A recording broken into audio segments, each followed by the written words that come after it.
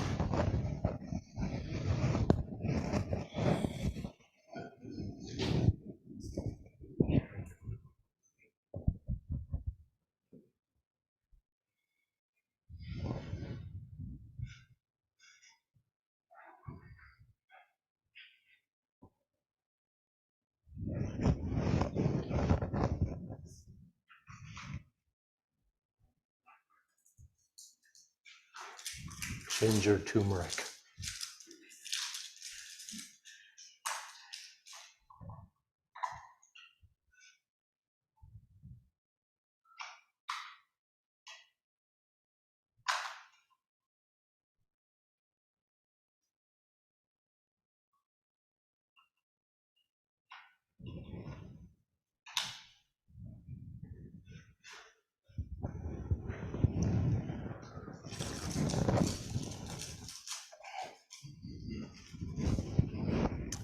Good morning, everyone. How you doing? Second day of sesshin. First day was kind of rough, huh? Yeah. First day is always a killer. But we have to settle in, yeah? Have to really settle in because we're coming from such busy lives, right? Busy lifestyles, individual. And so it's necessary to kind of ground ourselves and practice not reaching for any shiny objects. Occupy the space where you're not reaching for any shiny objects. It's hard to do. We have so many to reach for. So what are we doing here? What are we doing here? Isn't it powerful to sit together like this together? Just being in the Zendo with all of you, this is for us a relatively large sesshin. And I find it very so grateful for your practice and just all of us in this room and those of you online sitting in this kind of deep silence together. It's so unusual. Where else in our lives do we do this? So, what are we here to do?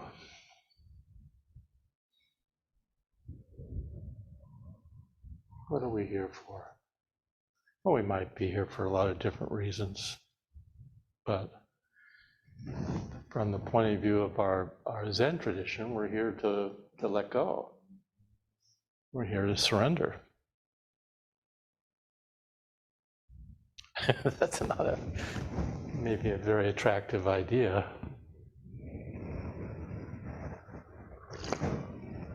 What are we surrendering to? Pain in your back, pain in your legs, person across the room that's irritating you, the noise from the streets, your busy mind. Can you surrender your busy mind? Just surrender to it. Let it do what it does.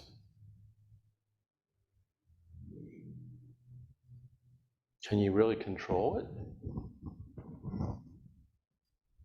So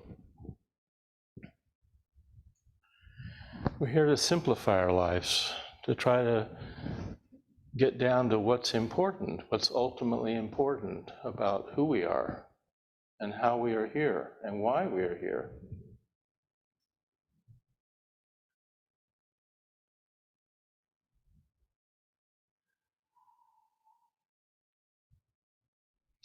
So whatever your practice is, your practice may be counting the breath, doing a kind of shamatha, one-pointed attention practice. You might be doing vipassana, a kind of open awareness practice. You're just following the breath out into space. You might be doing shikantaza, where there's really no reference point. Everything sits. When you do shikantaza, everything sits together. You might be doing koan study. So I think the point is you are doing something on the cushion. It might seem like you're not, but you have some intention for why you're here. Yeah, just sitting on the cushion, just daydreaming, right? Well, yeah, we daydream too. We do that. We all do that. But we're also here with some intention to clarify our lives, to really find our deepest heart, our deepest self, what that is, and to drink from that well, to spend enough time in silence together so that we can really be intimate with the deepest heart.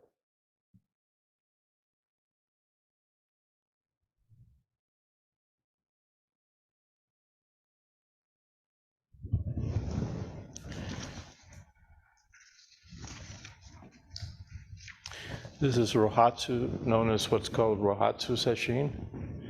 And in our tradition, it's the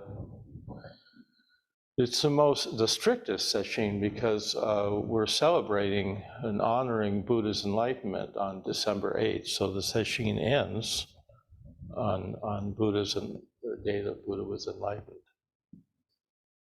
And so often in our tradition, and in Zen Center, we're not that traditional, but in a strict monastic setting or a strict Zen center, people might sit up late into the night, even after sitting is over. It's very common at the end of our sessions too, sometimes for people to sit into the night because you build up samadhi.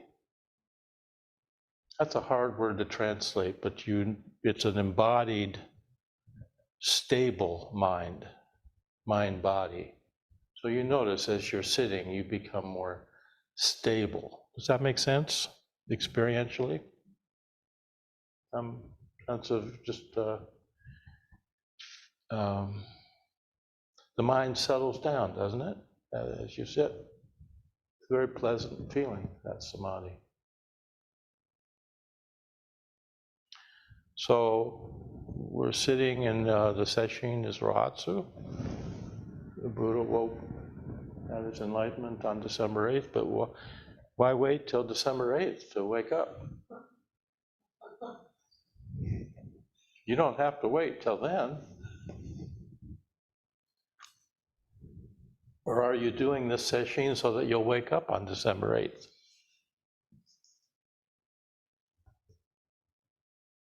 When will you wake up?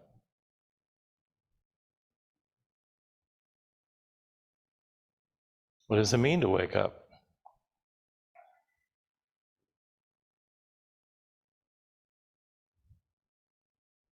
How could you not be awake? How could you avoid being awake?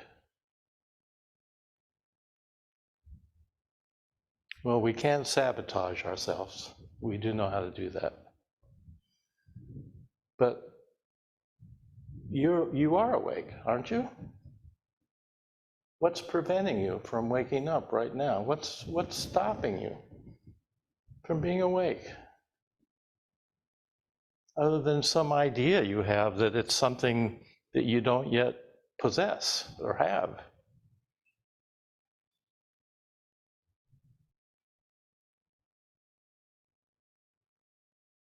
What's stopping you?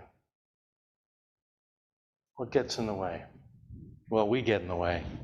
And we get in the way of ourselves. And we're trying to get out of the way. That's why we're doing a sesshin, so we can get out of our way and be truly who we are, without any pretense. Just be straightforward, who you are.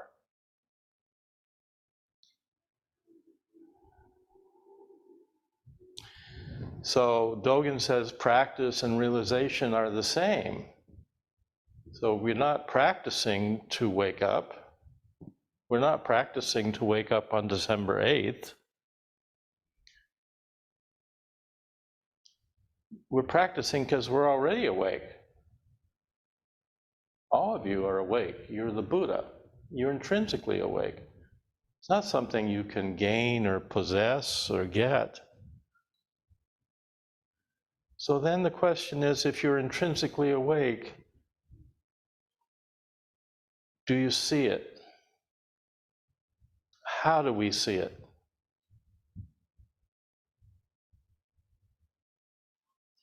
I don't think it's our business to figure out how to see it. It's our business to show up and be ready to wake up. Our business is to practice, to be on the cushion with an intention to be awake. And you will have, we have insights in this practice. You will have small insights, you will have some big insights, and these are all useful in helping us to loosen the kind of cramp we have on the self that we are attached to in many ways. So those insights are useful, but they're not terribly important. In fact, they can get in the way. What's important is letting go. It's important to surrender to life. Surrender to life as it is.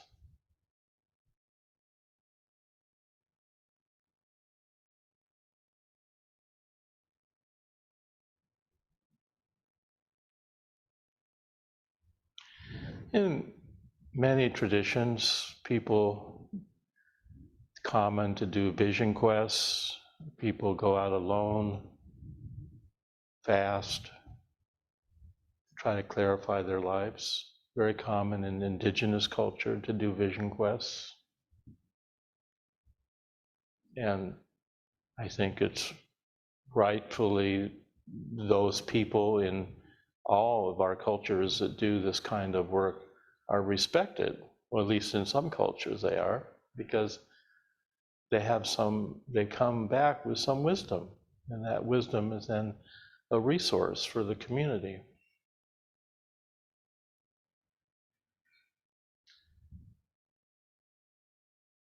And the wisdom we're talking about isn't some, like we can talk about a sutra with authority or something. It's the wisdom is about what is here already. Can we see it? Can we appreciate what's here? Can we appreciate each other? Can we open our hearts and be curious and love?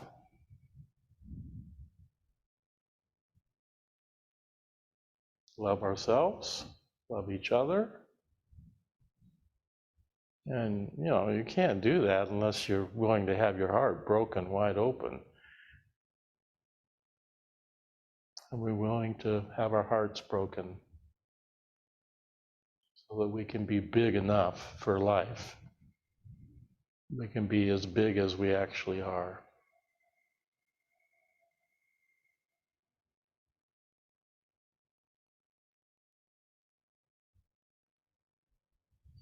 So the Dharma has so many meanings, and we use it all the time in this practice, so it may be confusing when I say trust the Dharma. What am I saying? I'm saying trust life, trust reality as it is. Trust that you are the, I think in a secular culture, we often start with the parts, but in a spiritual tradition, we always start with the whole. Always the whole. And the whole is not broken. The whole is not tarnished.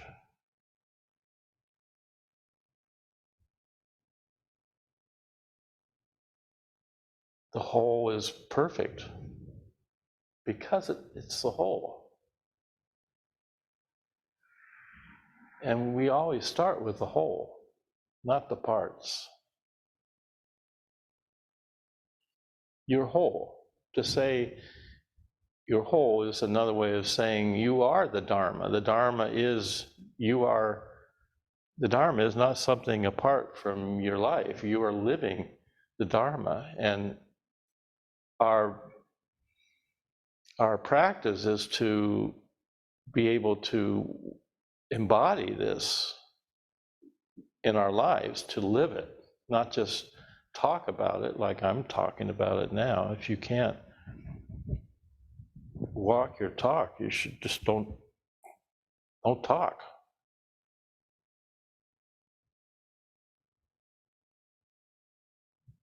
I should probably stop, but I won't.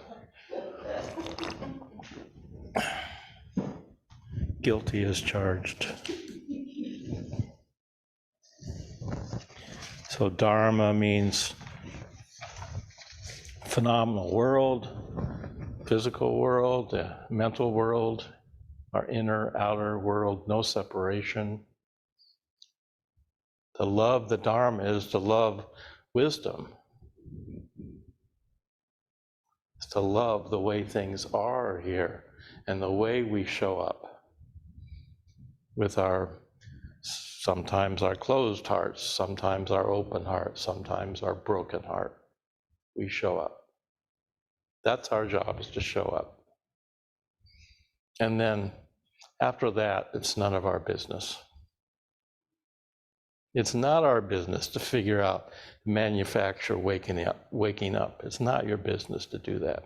Life will do that for you. And then it'll carry you along. And then it's all up to grace and whatever happens. It's not up to you. So there's a kind of bitter, sad quality to waking up. You struggle, and you work hard, and you do this practice, and you practice for years and years, and finally you think you've got it. And you want to go tell your teacher, you're all excited, but your teacher's dead. Good one, Hogetsu.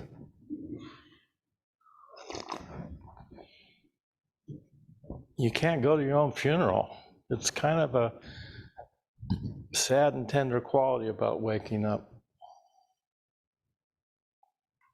How do you know you're awake?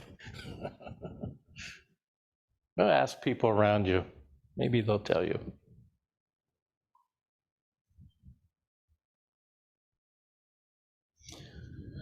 So nothing is promised. There's no insurance policy for this spiritual path. You can't take out insurance in case you break your heart.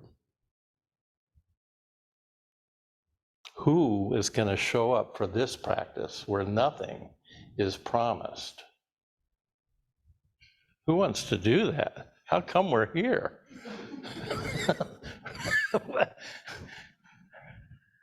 Why are we practicing like this? I don't know, but I keep doing it. It's like deja vu.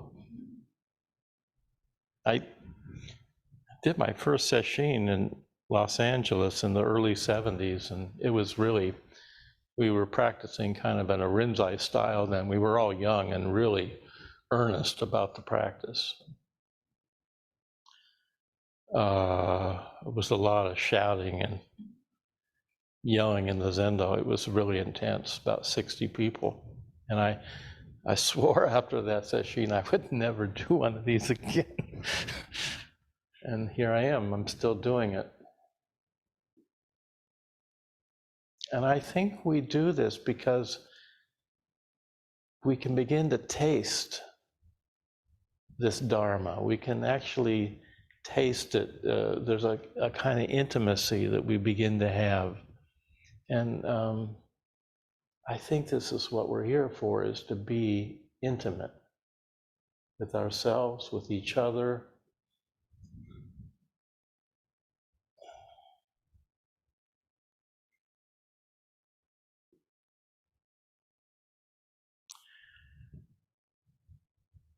So I have to really surrender. I have to let go of our opinions, our expectations, our assumptions, our judgments.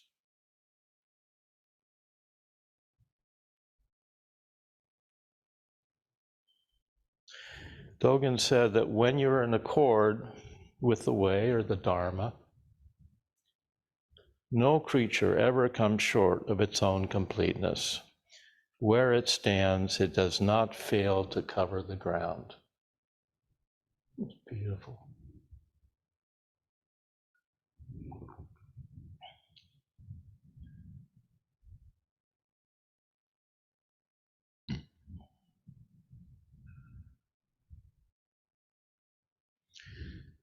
We want to ascribe meaning to all kinds of things.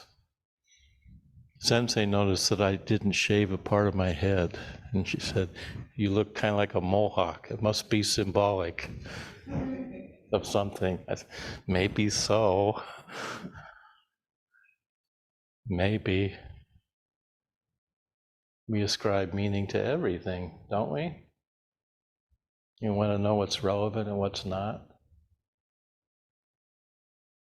I'm always trying to figure out what's relevant in terms of, are we offering something that's relevant here at the center?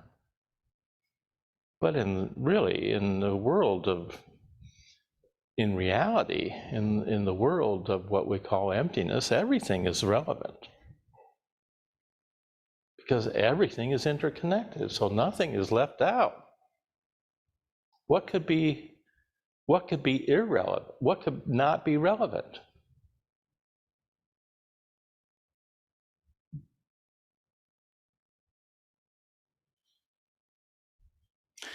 Something is only not relevant if we're ignoring reality. In Buddhism, we call it ignorance. It's not stupid, it's actually smart. Ignorance, ignoring reality. We are actively subverting our wakefulness. We're actively sabotaging being intimate here, now.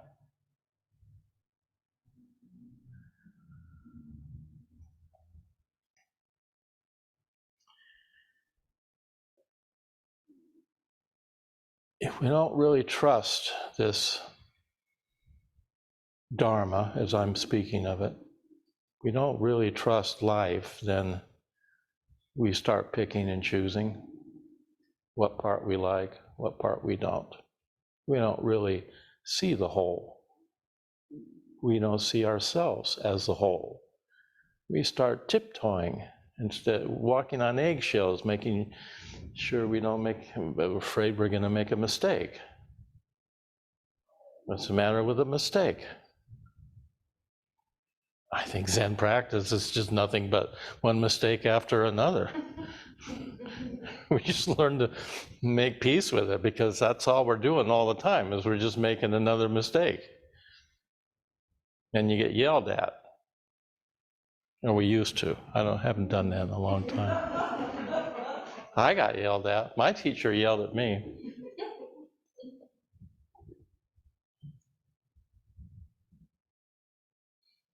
So, what could not be included? We start with the whole, not the parts. You dump waste into a lake as a solution as long as the fish living it are not relevant to your diet. As long as the fresh water is for irrigation and drinking is not needed, and as long as we don't care about what happens to those downstream, that's ignorance. And we're all subject to it.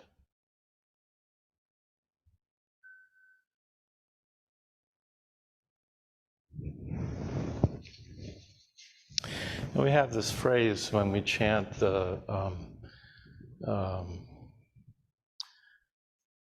Gatha on the birth of the what do we call it when we chant in the morning? All evil karma, Gatha of atonement.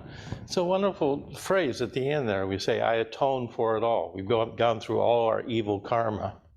You know, that's a strong word, evil. We don't mean it metaphysically, but all the stuff we've done that's caused. You know, when you're young, you think. We all kind of carry a chip around on our shoulder because we've all suffered, and you know, we're kind of resentful about the whole thing. You know, have to grow up, and so you carry this chip around. But then you don't. As you get older, you realize you've also been dishing it out to others too. We've been causing other people suffering too. So our karma is, you know, old. We've been doing this a long time. And we don't want to do it now. We really don't want to cause. There's enough suffering to go around. Let's not add to it, to our own or to others. So, in some traditions, you would go and confess your sins to a priest. We don't do that here because none of the priests here are that holy. So don't come confess your sins to me. I'm not going to take away your sin. We don't think like that in Buddhism. We don't even use the word. But we say, I atone for it all. I atone. We atone. The word means to be at one with. I am one with. So in a way, you could say that when we're ignorant, we have what we call the three biggest causes of self-deception are greed, anger, and ignorance. We call it the three poisons, right? We all know what every one of those is.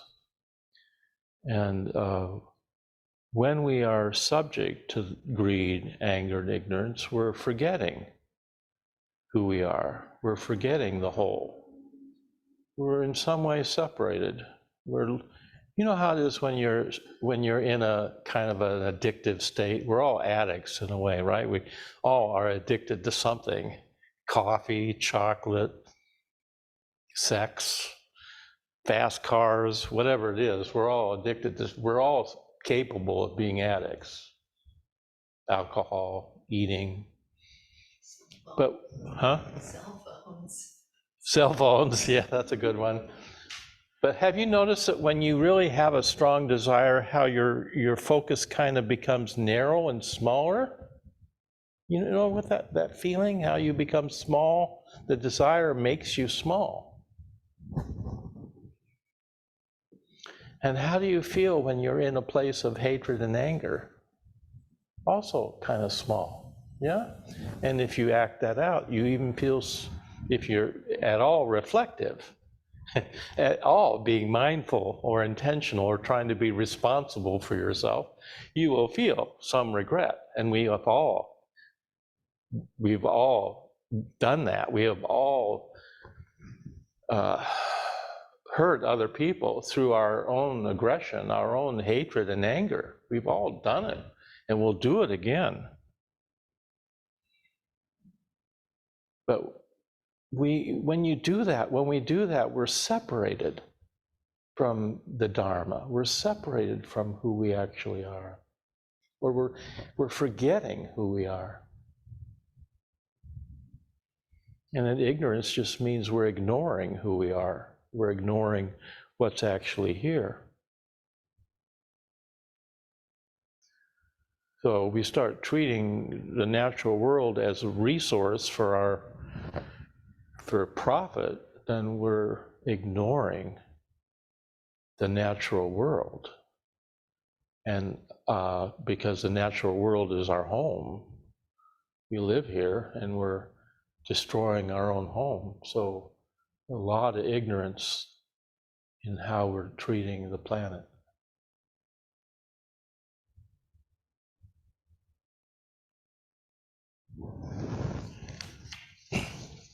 So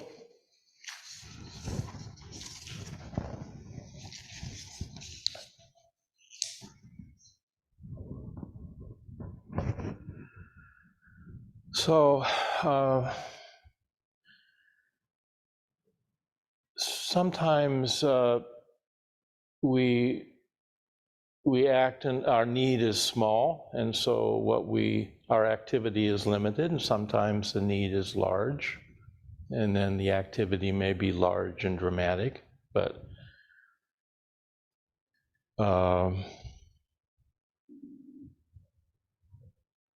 tying your shoes is as important as some large dramatic gesture of saving all sentient beings or feeding people.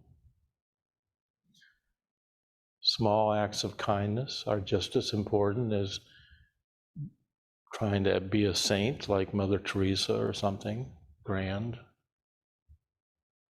We can express love and compassion in small ways. Just by the way we open and close a door.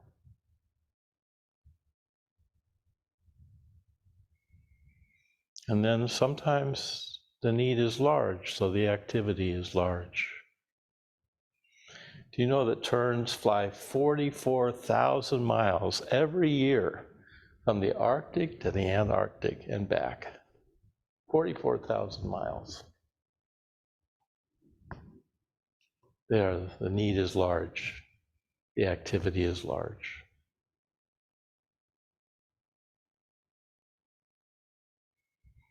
So I just want to encourage you to keep going. I want to encourage you to appreciate what we have here, something really precious, this practice, this tradition.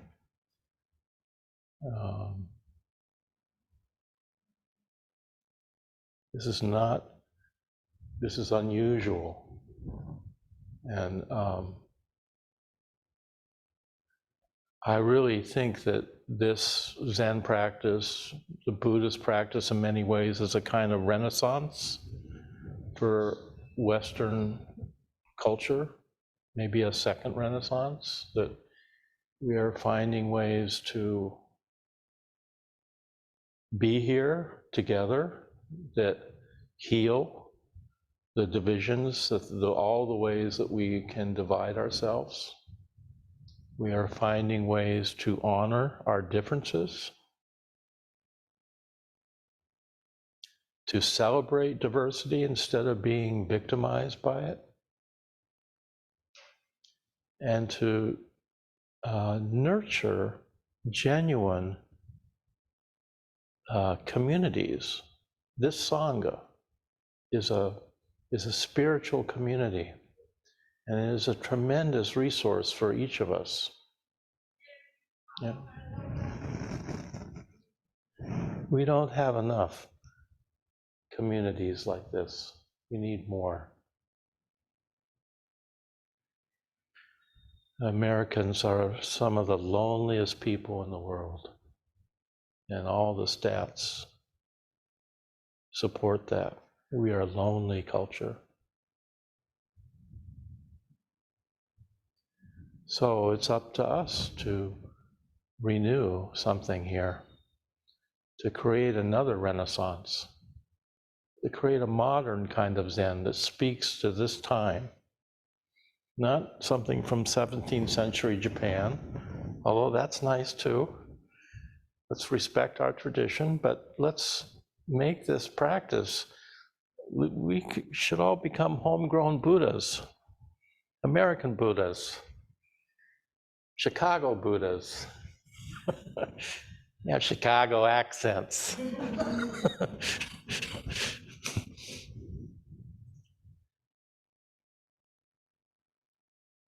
Show up, proclaim the Dharma. Don't be evangelical, but we can proclaim the Dharma. There's something to proclaim. It's sane. It's the sanest thing in our world.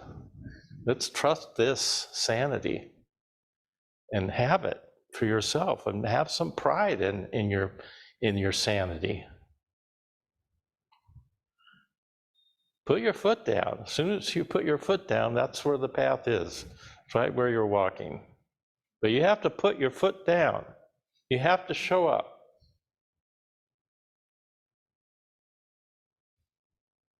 Wisdom is always putting its foot down and showing up now. So, what are you waiting for? And as our Shuso said, if not now, when?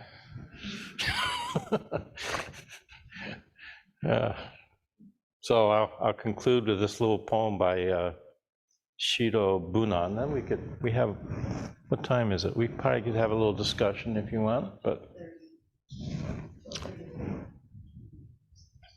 So this is by Shido Bunan. He says, the moon's the same old moon. The flowers exactly as they were.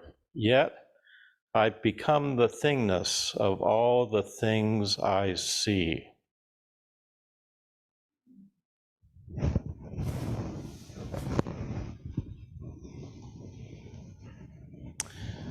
can have a little discussion. This is the time when you can talk.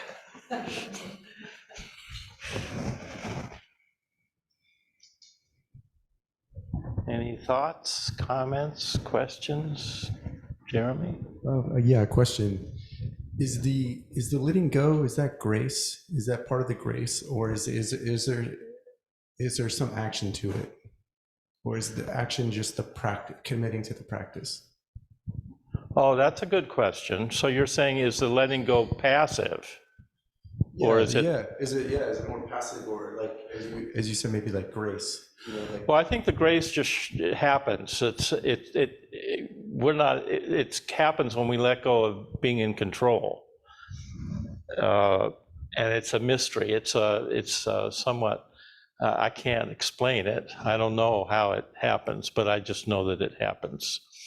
And I do think that there is a misunderstanding that when we let go, we're perhaps becoming passive, which is not at all the case in terms of Zen practice. We're actually becoming, this practice is very active, and compassion is an active intention in the world. We have an intention to save all sentient beings, but you have to love somebody, or that intent, that vow is not worth very much. So it's all, the letting go is I think is actually is the same as an active engagement. We find that we're more connected and intimate with what's here, and so we're more engaged. But we're not picking and choosing so much. We find that we're actually, there's no filter anymore between us and what's here. So it's an active, I think that is an active engagement, not passive particularly. Yeah, so it's a commitment to the path, so to speak. But sometimes it's like just when you tell yourself let go, it's almost like that. It's like Yeah, it feels that doesn't work. counterintuitive. Like yeah, that doesn't work. Yeah, I know. Okay, it's okay. It's a bit of a paradox. You kind of have to. Yeah, if you have too much willpower in the letting go, that's not going to work. It's a getting out of your own way. Dogen says forget the self, but how to do that is you have to figure that out for yourself. You just show up and keep doing the practice, and then you discover that you can actually, there are moments when you're forgetting the self, and That's why we have all the details in our practice to help us not be so preoccupied with all of the things we're usually preoccupied. If you're preoccupied with yourself when you're hitting the bakugyo there in the service, you're gonna mess up, and then I might yell at you. That's called prajna wisdom. You know, it's a genius of Zen practice, really, that in a traditional monastic setting, you are kept busy from the morning till night. I couldn't do this practice now, but if I was younger, I might. I don't know. It's hard. But the point is that you're so busy all day long, you don't have any time to think about yourself. Just one detail after the other, you know, you're just going all day long, cutting vegetables, cleaning bathrooms, something to do all day long, and you're kept doing this one detail after the other. And then you do that practice, and pretty soon you actually forget yourself. And that's prajna, wisdom. Now, prajna is just, it's direct. It's not wisdom about something. You're not thinking about it. You're just in the middle of it. You're totally engaged with your life. So it's the details are important in life. We tend to find the details irritating often. And I think in Zen practice, you start noticing that it's nothing but, life is nothing but details. You show up, and there's one now, and then there's the next one, shows up after it, and then now there's this one, and then that one. So I don't know how to you let go by, you have an intention to, I think you hear the teachings and you feel inspired by them, and you also have an intuition of it through your own practice, that you notice that the way I usually put this is you start with some kind of awareness practice, paying attention. We're training ourselves to come back, right?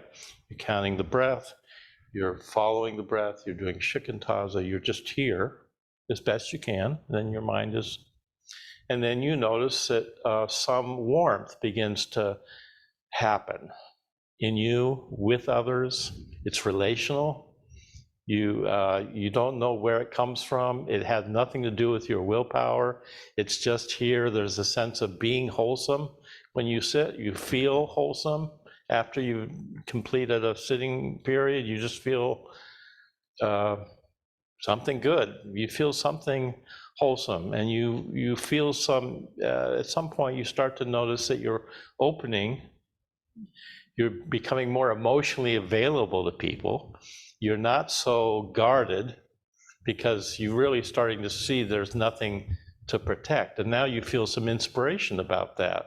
So the Dharma becomes an inspiration for further jumping off of cliffs and letting go. And you start to notice that when you do that, things go better.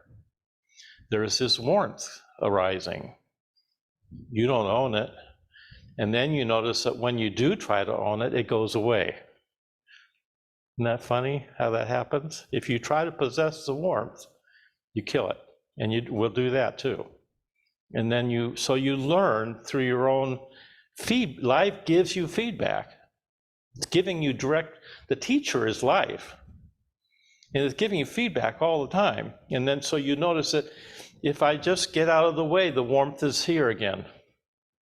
And that's the taste of emptiness right there. Because I can't manufacture that. It's already here. And then I just go with it. And then I'm on a path. I'm on a path that makes sense, and it's sane. And then I feel some inspiration to learn more about it, because apparently people have been on this path for thousands of years, and they've all done what I want to do too. And they have teachings. They can teach me something about it. So there's a constant, if you're really on this path, I think you find it's inspirational. There's a sense of humor about stuff. You lighten up. You don't take yourself so seriously. And yet it's serious, isn't it? Life and death is serious.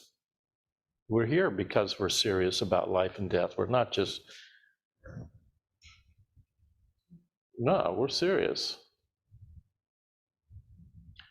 I don't know if I answered your question. Yeah, that was helpful. Yeah. It's a good question. It really is a good question. How do we let go? And I think it's a somewhat of a mystery, but it's experiential. I think you find your way into it as you practice.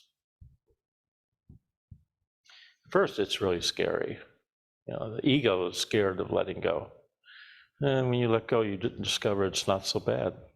You're just improvising, just going by the seat of your pants. And you're the only one who knows that you're actually faking it, you know. Everyone else thinks you're doing fine, you know. And then all of a sudden you're not faking it, you're just dancing. It's a dance. Life is a dance. And what a lovely dance it is. We all want to we all want to go to this dance. We don't want to be left out. The saddest thing to be left out of this dance. Okay?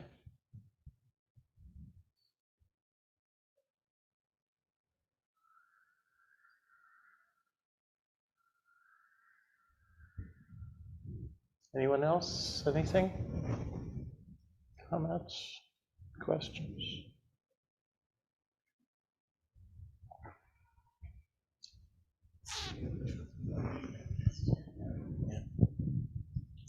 Um,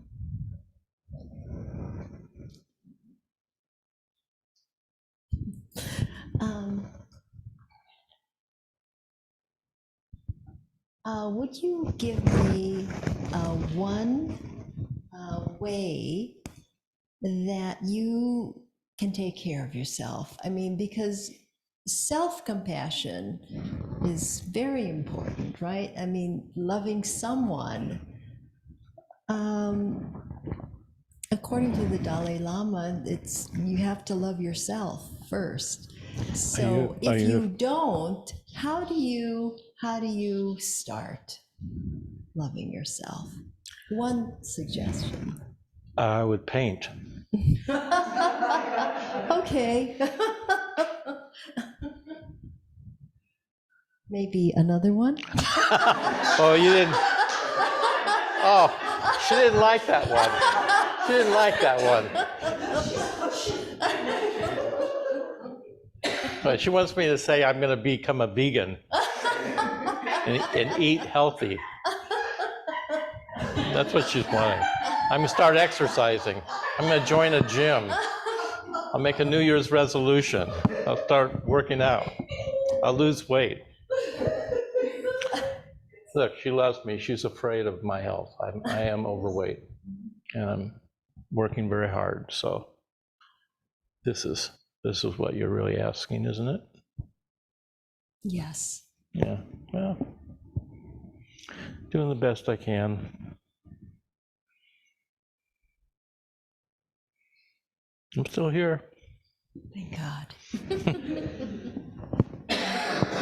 Look, we're here until we aren't, and then we aren't.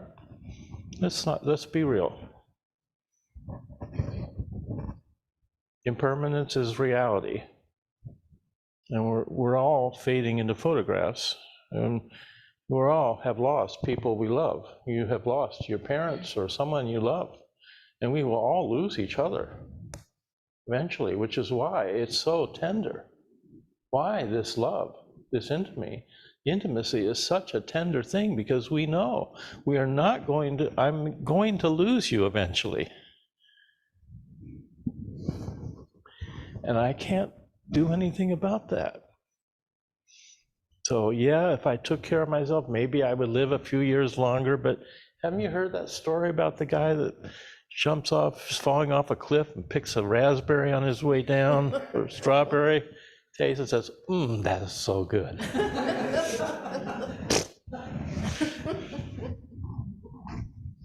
It's not you haven't heard that one?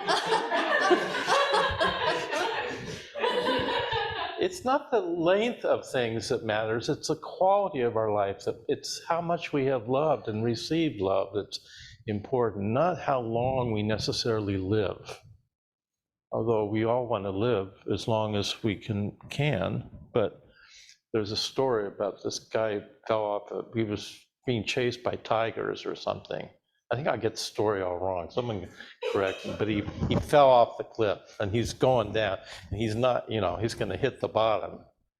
But on his way down, he sees a strawberry and he grabs it, picks it, and he's tasting it. Says, "Oh, it tastes so good."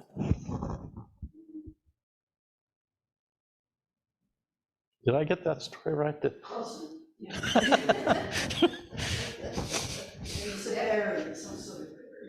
Some sort of berry.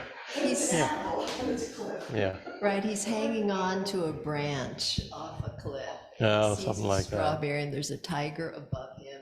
I see. A cliff below him. Two mice are chewing. Oh, yeah, now we're Or getting the into the rope. details. There we go. Yeah. Black mice that are like that. Ooh, really? I haven't heard that. A black mouse and a white mouse chewing on the rope.